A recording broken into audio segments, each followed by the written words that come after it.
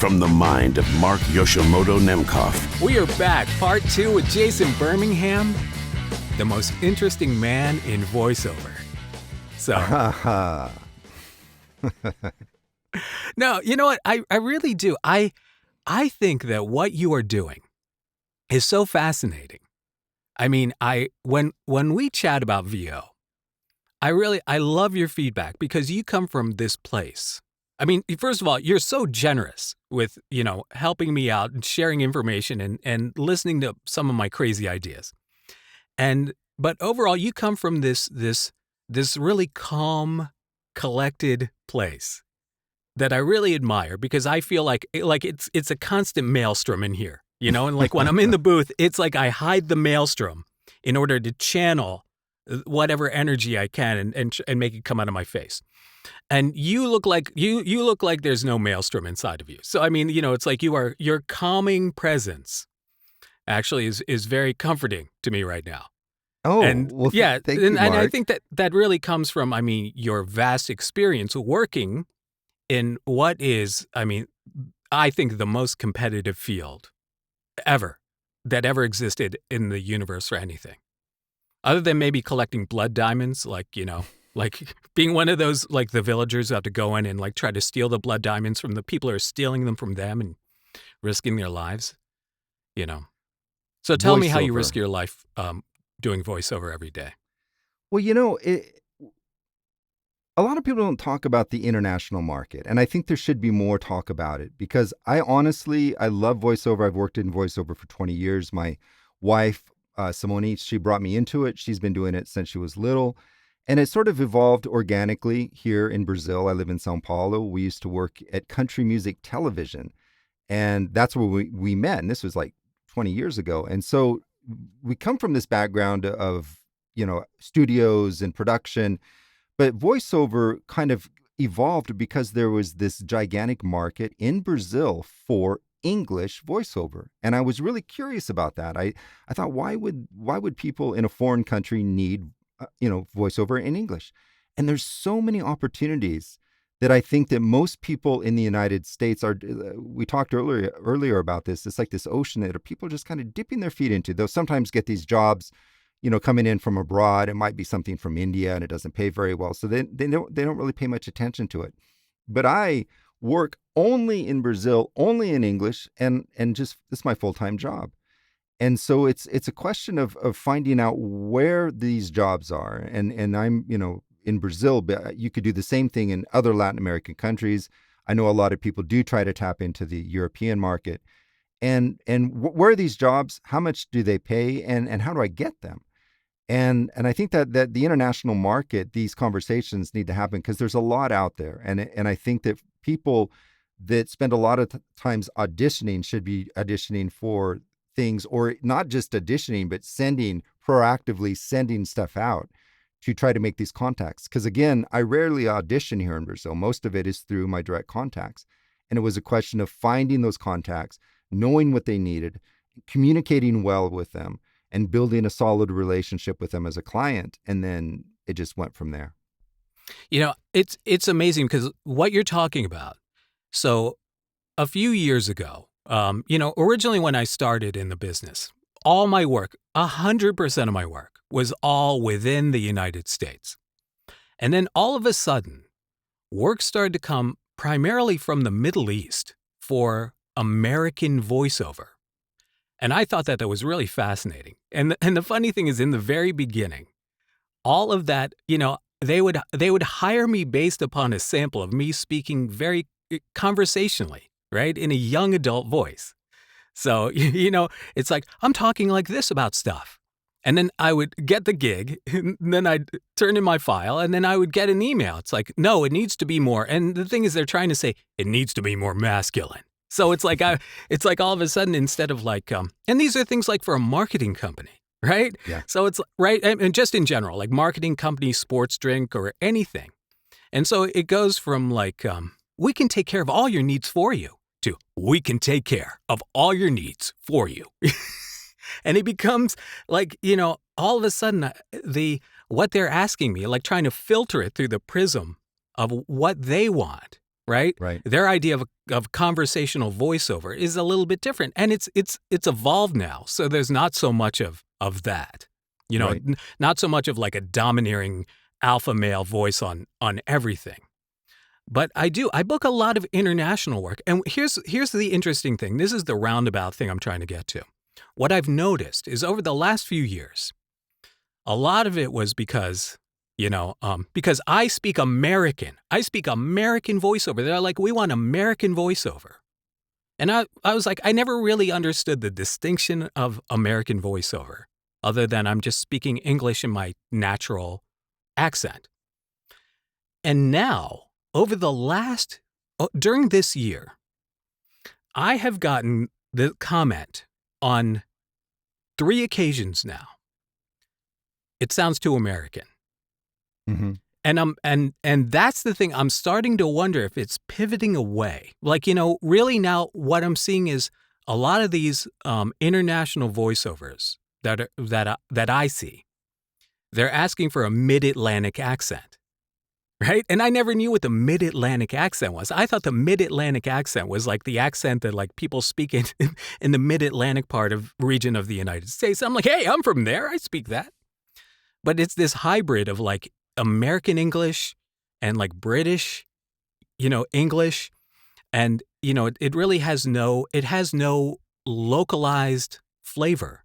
You can't really tell. It's like when Katharine Hepburn speaks.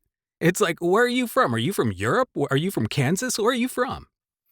And that seems to be like what they want now. It's veering. I think it's just pivoting a little bit away. And I don't know if it's a temporary thing or whatever. But the American English sound seems to be like not as popular as it was. So, I mean, what you have a very unique English accent, because I think that you have definitely captured the flavor of an internationally cultured person.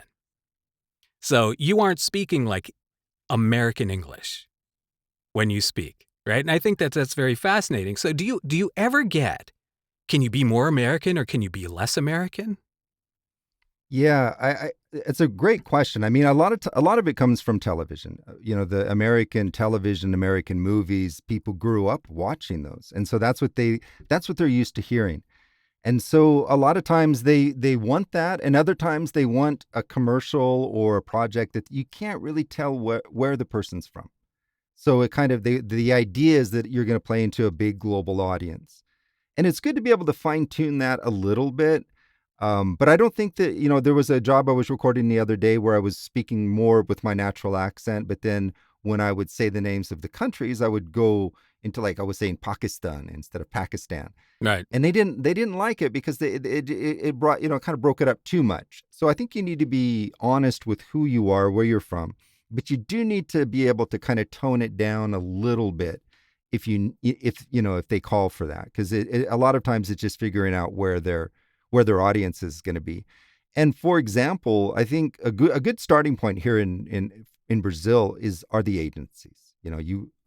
I did a commercial recently for the World Cup for Budweiser in English, and I was thinking I would never be able to get a job recording for Budweiser for the World Cup if I lived in the United States, because there was just too much competition.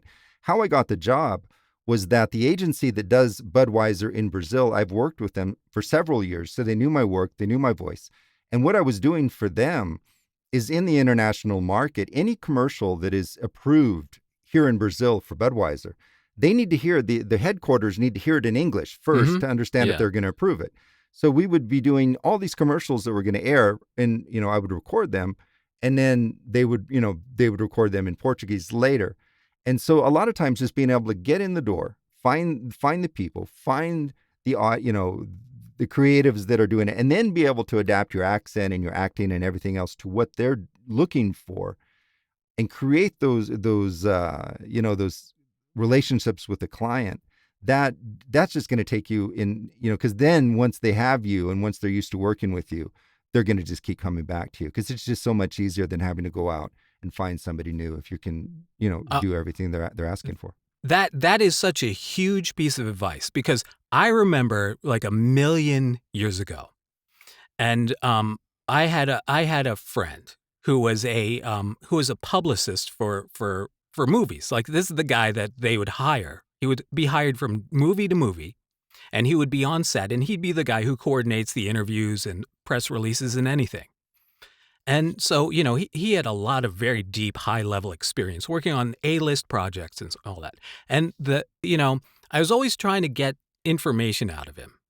And he was, he really never wanted to talk about the business because whenever, it was like off business, when he wasn't on set, he just didn't want to talk about being on set, which just goes to show you what it's like to be on set, even as a publicist. It's just like, it's like your personal Vietnam when you go on set. And so, but I remember the one piece of advice that he gave me was such gold. And it was that it's like, be the person that they want to work with. When you get a chance to work with somebody, be like as frictionless as possible. Always like deliver on time, be of good nature, never complain, no matter how bad your day is. If the client says, "How you doing?" It's like, "Oh yeah, my car got stolen." No, it's like, everything, "Hey, I'm great." And then that's it. And then you move on. It's like, be easy to work with, be cool to work with, be someone who like they would maybe want to have a beer with if like you lived in the same town and like, somebody be like, "Hey, a bunch of us are going to go meet for beers. Come hang with us," right? So be the kind of person that really is never a problem to work with. And then they will come back to you again and again and again because it's a lot easier. They know that you're very easy to work with. So I think that's the thing. It's like we had touched on the concept of customer service, really, servicing the client.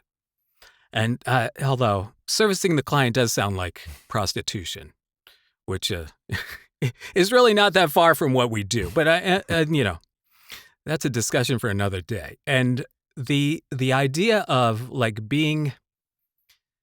it's like you're being a voiceover project concierge is like my feeling. It's like, what can I do for you? How are you doing? Smile and always like, not a problem. And then, as soon as the client is off, then you're like, right? And then you handle it, but the client never sees the All the client hears is like your thing, and your communication is very concise. If there's anything else that you need, if you need me to read anything differently, I'm happy to take care of it first thing tomorrow. It's like there are things that you do which keep you in not in good graces, but as like the first call person for the client when they need what you do. So what are Jason Bermingham's top 5 client communication tips? Well, what you said, Number 5. What you just said, Mark, is to me is gold. I mean, that right there is a game plan, a game strategy for. All right, thank you. Good night, everyone. Drop the mic. You're done. What can I add? No, that's it. That you've said it all, because it takes months, it takes years to build up a client relationship, and you can screw it up in like one session. Yeah, in one sentence. In one sentence. Yeah, you can. And it's so important to be able to separate. Don't go into a session if you're nervous. Don't go. Just really understand that you can never lose your calm, and you can never second guess a client. And for example, here in the international market, for example, I get a lot of scripts in English where there's errors. Yeah. And I'll never say to them, "Look, this is wrong. I can't record this." I'll say, "Look, there's some things in here that maybe we could record, I could help you with. Why don't we record it the way it is? I'll record in a second option how I think it would be better, but then you decide, or I can review this before we do it." Give them these options. It's always a question of giving them more than they expect. Always give them more than they expect. Right. Always over deliver. If it's proper to, sometimes, I when I started out, when I would do a 15-second commercial, right? Usually it was like the client would want a couple of takes, right? And these are turn and burn spots. It's like the client needs it. I turn it around. The client gets it. They throw it in post. And the whole thing happens like at the speed of sound. Right. And, and I used to sit there and, you'd practice the read, get it down, 15s are real tight. So usually, and you have to, most of the time a 15 is overwritten. It's like a 30-second spot may have 75, 80 words in it if it's rendered properly. But a 15 might have like 45 words in it. So it's like you got to go pedal to the metal, but still have nuance and character in there. And a lot of times you're doing it with one breath. It's like, right, boom, right? And I would send like 5 takes of the 15 because I would hear it like 5 different ways. Mm-hmm. And then, I really found out later on, it's like the client would get annoyed. It's like, I have to listen to all 5 takes? Just give me the best 2. I trust you. I am choosing you to be the arbiter of good decisions.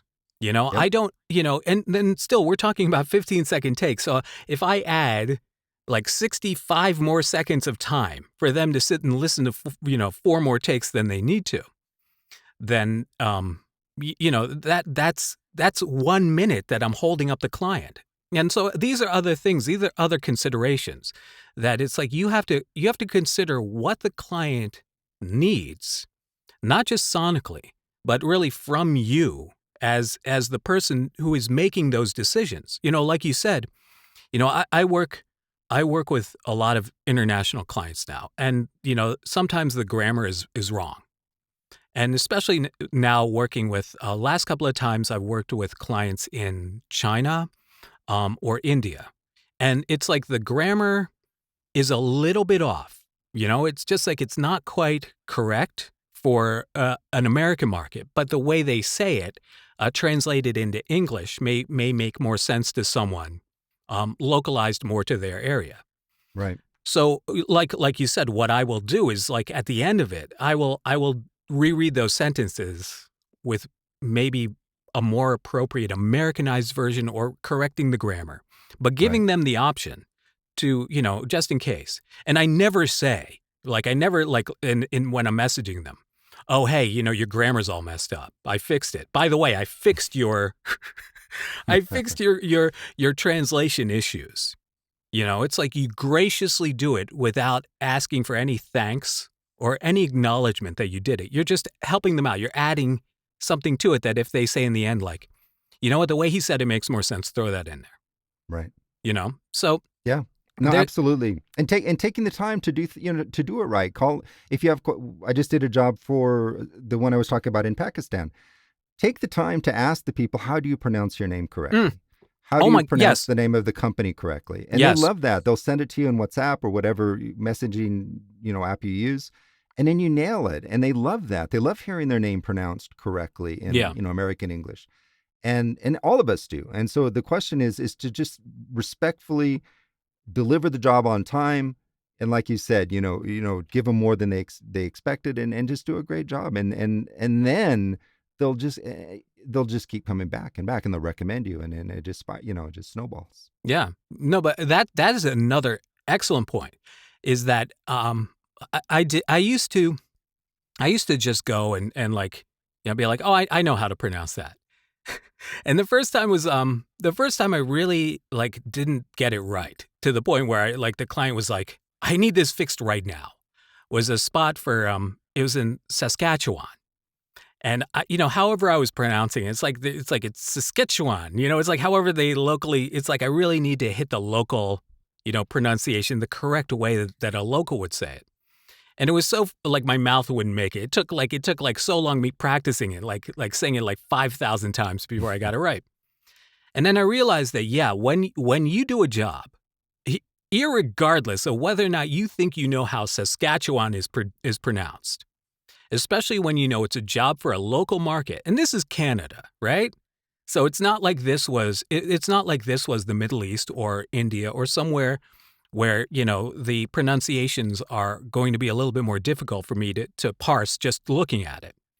So anytime there is a proper noun, a name of some kind, that you always have to ask. You always have to say, what is your preferred pronunciation of this, this, and this?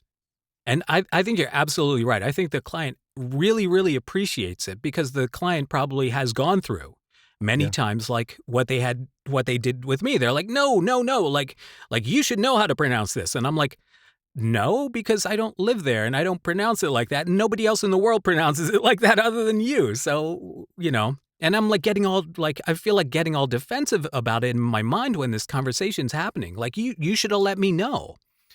But the client is so busy, they don't always think about stuff like that. Yeah, and You are the expert as the voiceover artist, right? You are the person who should know how to say words, including all the words, all the special words that they add of things that are pronounced a specific way in wherever they are. But that is a humongous point. That's a great part of the communication is showing that you understand that the client needs specific things done a specific way. And as a pro, I think you look at it and you say, like, again, how can I help you get the perfect thing that you're looking for in as little amount of time, as friction-free as possible? What can I do with my magic to make your magic really, fantastic? yeah. So, And again, I think servicing the client is a lot more than just giving them good product. It is. You are a concierge. You are the person who you are the doorkeeper to the magic. So yeah, I like to think of it as you almost become part of the team. And when you make that effort, it's like they're training you. And so you've learned the names, you've learned the technique, you learn what they like, and you become part of the team. And then for them to do that all over again with somebody else, it's just so much effort. And the more you do it, the better you get at it, and the more you get to know the people, inside and outside of the job. And so it just builds like a team building exercise. So it's that's how it's been since we've arrived in Brazil. In the beginning we would spend a lot of time aggressively looking for clients, and then we would spend all of our time aggressively keeping those clients. And today it's just work. We one client leads to another, and we just thankfully spend a lot less time aggressively going after it, and much more time really trying to do good work. And I think that is a really good point, especially for anyone who may be watching this, who is looking at a voiceover career, something that they want to embark on or get better at, is that developing these relationships, and it's really about trust. The client has to completely trust you.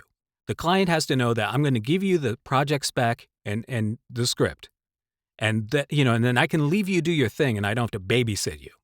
Because ultimately that's what you want. You don't want to have to be roped into having a session with the client and the client's boss and whoever else, the project manager, and like 5 people in a Zoom call while you're reading copy.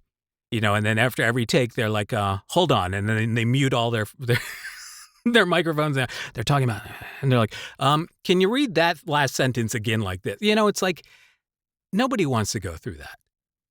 Sessions are fun, but it's like I would rather just be trusted by the client who knows my work because we work together a lot. But these relationships take time. It's like a garden, It's like, no, it's not like a garden. It's like a forest. You're growing a forest. No, it's not like a forest. It's like growing an avocado tree, because an avocado tree takes about 5. No, that's not right. Avocado trees to like an orange tree, because an orange will. No, you know what? Oranges sometimes require a certain amount of pomegranate.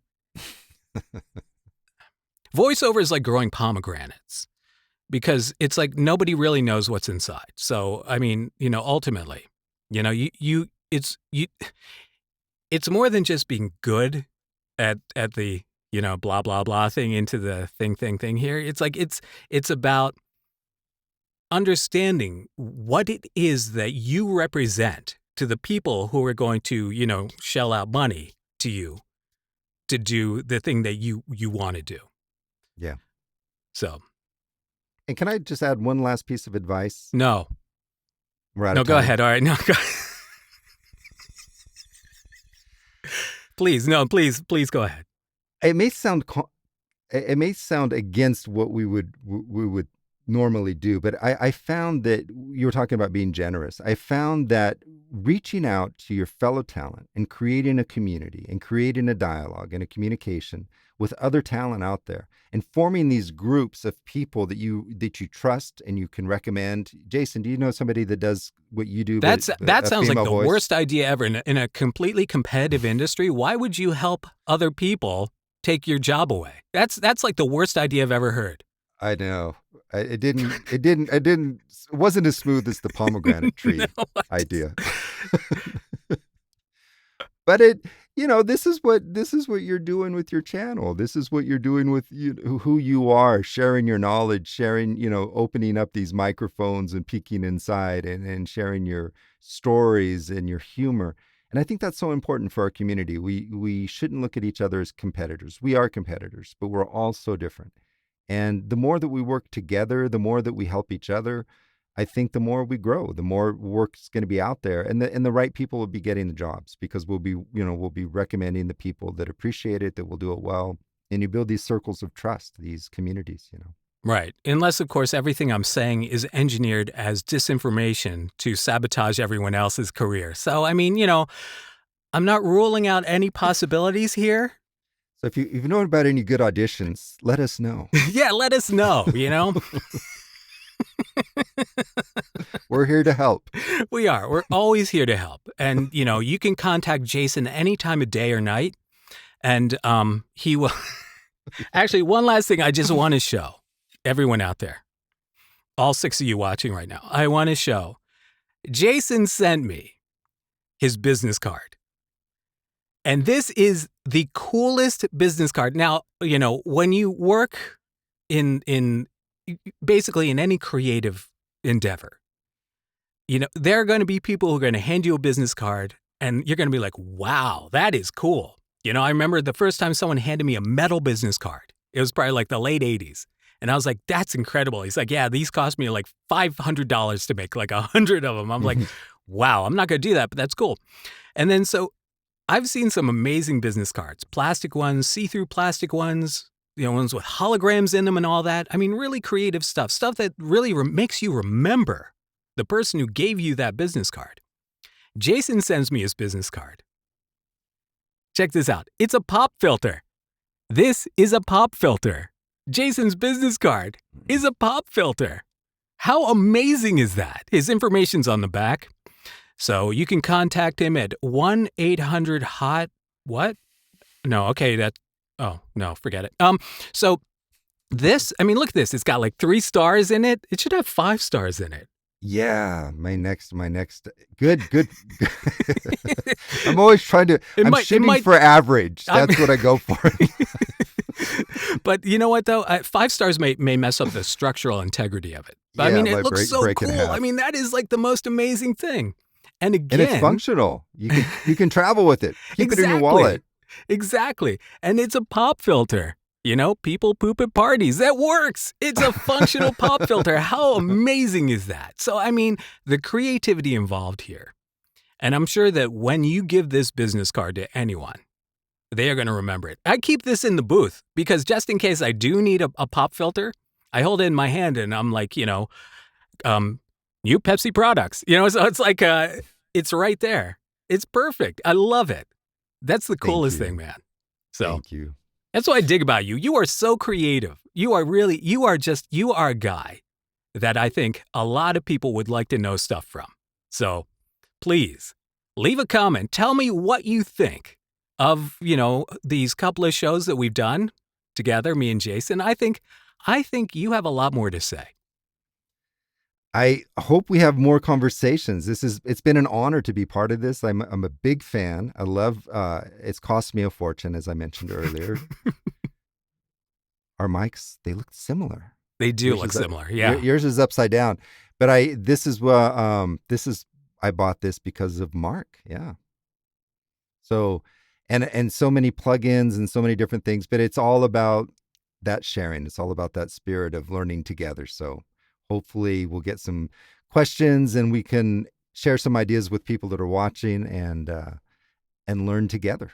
Exactly. So if you have any questions or comments, I'm sorry, what were you? I cut you off. Completely unprofessional. I cut you off. I was just saying, as a community, it's all about building this. So if you have any this group. questions, or I'm sorry, it happened again. I'm really bad at this. So I was talking about pomegranates. oh, okay. So all right. That my career is like a pomegranate. It is. It's like a pomegranate. So mine is like a pomegranate, where, you know, hanging from the tree, just ready, and just the squirrel is sitting on the fence, like just looking at it and like, oh, I'm going to get you. I'm going to get you and eat you. So that's how I feel like my career is. So anyway, The squirrels are your clients? the squirrels are my clients. I do a lot of Or squirrel other work. voiceover talent? I get paid in acorns though, so that may be a problem. So see, I need the pop filter. That may be a problem. All right, so we're gonna bug out of here, and you all are gonna leave comments because this has been amazing. This has been great. I really had a great time, Jason. So, any last words for the folks out there? Well, thank you again for the invitation, and the comments I've read on your videos are fantastic. These are people that really have worked in this field for years. People that are starting out, people that really know their stuff with microphones. So it's something that I've learned as much from, and I've noticed that you have created videos based on comments. So it's really nice to be able to get that feedback and hear other people's experiences abroad, and I look forward to reading them and hopefully responding to them. Well, there you go. All right, so Jason Bermingham, please, everyone, tell me what you think. This has been great. So, until next time, this is Mark Yoshimoto Nemcoff and Jason Bermingham, fading to black.